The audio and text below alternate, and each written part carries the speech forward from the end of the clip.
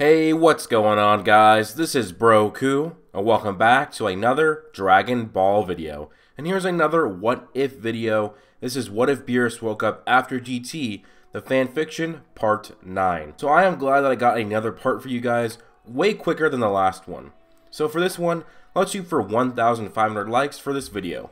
And also, I want to let you guys know that I'm going to be starting a weekly podcast called Shonen Breakdown, where I'll just be talking about the anime that I've watched that week, and talk about Dragon Ball Super and stuff like that. It's going to be every Sunday, and this Sunday will be the first one, and I'm going to be either live streaming it at 3 p.m. Pacific, or if my internet sucks, then I'll just record it at 3 p.m. and I'll get it up a few hours later. So, if my internet sucks and I can't stream, then it's going to be a few hours after 3 p.m. Pacific time, but if my internet's all good and dandy, then it will be a 3 p.m. live stream of the podcast. So I'm going to actually summarize a bit of what happened in the last part of this video, but if you would rather just watch the previous parts, they're all going to be linked down below in the description.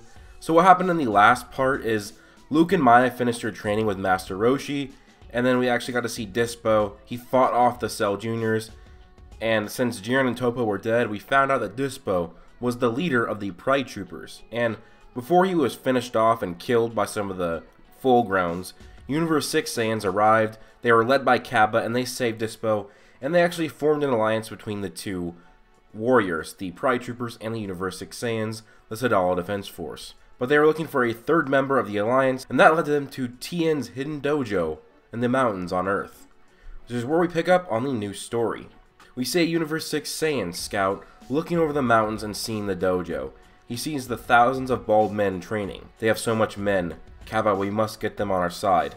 The scout relayed this over a radio. He then moved in for a closer look, and then all of a sudden, he heard someone behind him say, "What do you think you are doing?" The scout turned around and saw a tall, muscular human behind him. "I promise, I'm not spying. We're here for an alliance. Shut it. I've been watching you for a while. You're using that radio telling people about us, huh?" "No, I promise." The man came out of the shadows and yelled, "Wolfang Fist!" A Yamcha's punch knocked him off the mountain, and he landed right in the middle of the training grounds. Tien students surrounded him and put all their hands in a triangle, preparing to use a deadly attack on him. "Wait, please. I'm here looking for an alliance against the juniors." "Don't trust him.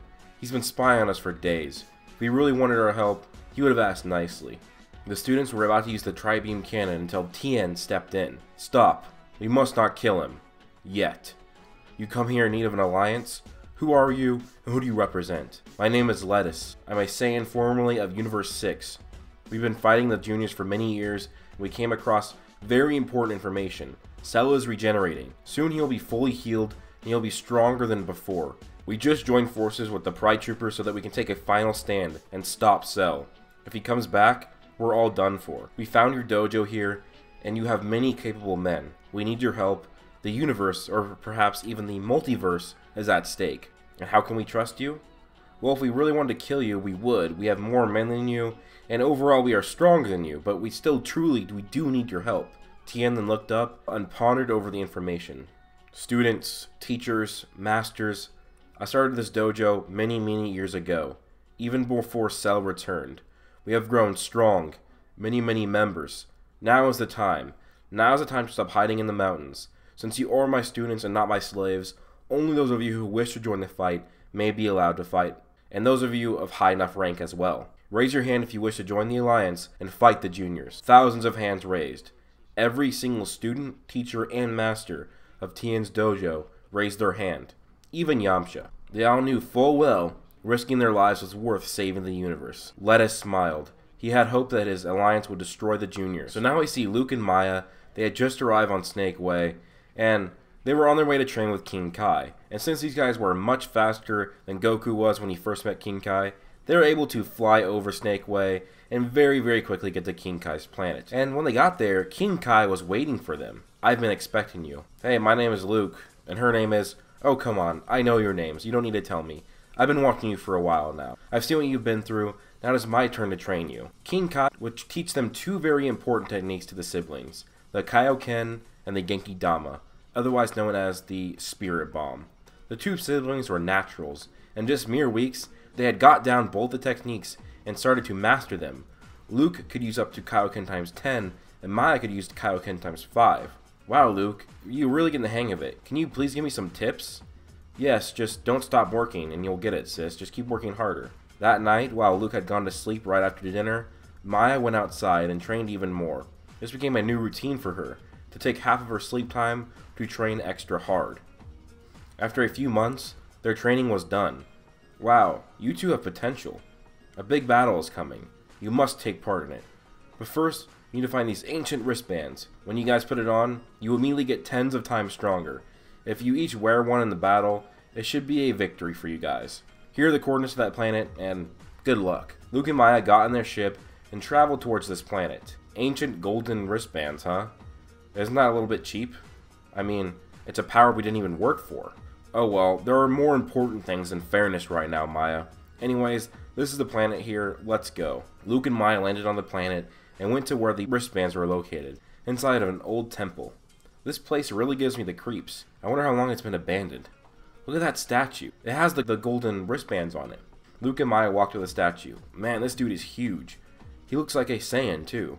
Yeah, I wonder who he was. They then removed the wristbands from the statues and Maya put one on her wrist. Wow, this really does make you a lot stronger. Before Luke could put on his bracelet, the statue started moving. What the hell? What the hell's going on? The statue just moved. The cement coat surrounding the figure shattered and out came an alive, legendary Super Saiyan Broly. What? The blonde hair? This guy's a Super Saiyan. Hey there, man. There's a big battle going on soon. You should join us. Broly yells and then rushes towards them with a punch. Luke blocks it effortlessly and then knocks him out in a single punch. Just to show how strong these guys are, these two siblings are, even without the wristbands on. Wow, we are stronger than Super Saiyans. Well, let's go. Luke and Maya then head off where the Universe 6 Saiyans, the Pride Troopers, and Tien's army were all gathering up. Tien, Kaba, and Dispo looked towards the spaceship that was heading towards them. Wow, two very strong keys in that ship. Stronger than everyone else here. Luke and Maya then landed their ship and got out of it. Everyone was surprised when it was just two kids that had the key. Well, hello there, kids. I was told that you would be coming. We have a plan to weaken Cell before he is fully regenerated. I created this here device. We tested it on many different juniors who had absorbed people. This device can be used to get rid of everything that Cell had absorbed as well. We need to use this so that we can get Goku, Vegeta, and Oob out of Cell. Wait, Goku's inside of Cell? As far as we can tell, yes, and this device should be enough to get it out of him. You two are the strongest here, so it shall be entrusted in you guys to use it. You will just have to weaken his stomach enough so you can stab this into him. It will inject him with a special poison made from his own DNA that will cause his body to react by flushing the three of them out of his system. So we will have to fight Cell? Of course you will, but don't worry. You have an entire army that has your backup, and Cell is very weak right now. And every single soldier is supplied with their own Senzu Bean, and we have dozens of Namekian healers scattered across multiple units. You should be fine. Luke, these are the same beans that we saw back when we first met Bardock. That is where they must have been from. Everyone, gather up. Into formation. The attack is commencing soon. Luke, Maya, you two will be dropped off at Cell's residence. It is heavily protected by both juniors and full-growns. You should be fine though. You will have each other's back. Plus, many of the juniors and full-growns will need to leave to assist where we are attacking them from. Everyone, this is the fate of the universe. It is on all our backs. Let's get it done. Leave everything out there on the battlefield. Don't hold anything back.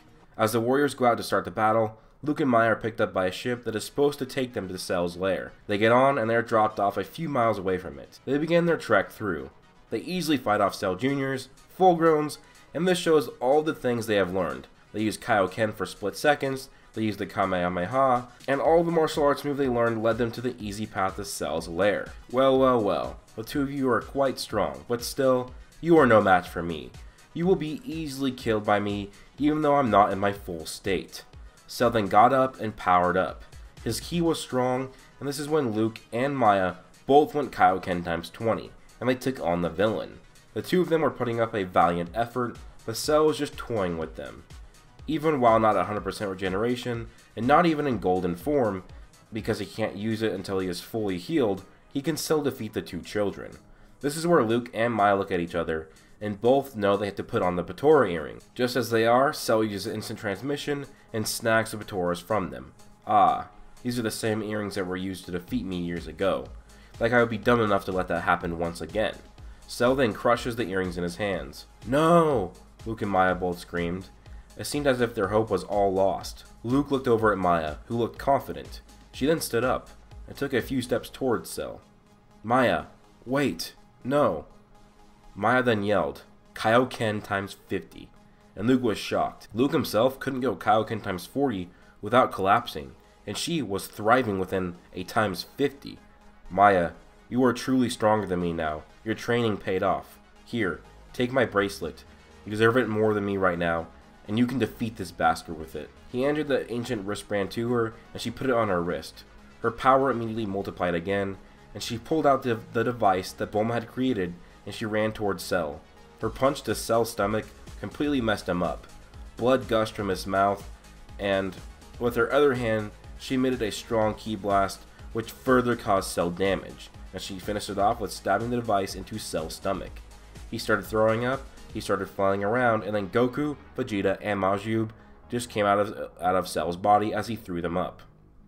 Cell's power dropped suddenly. Wow, it's Son Goku. Maya, finish Cell off now before he becomes fully regenerated. But it was too late. Cell's body completely emerged together and his power increased. He then went golden. Now I may have lost their powers, but I'm still more than strong enough to defeat you now.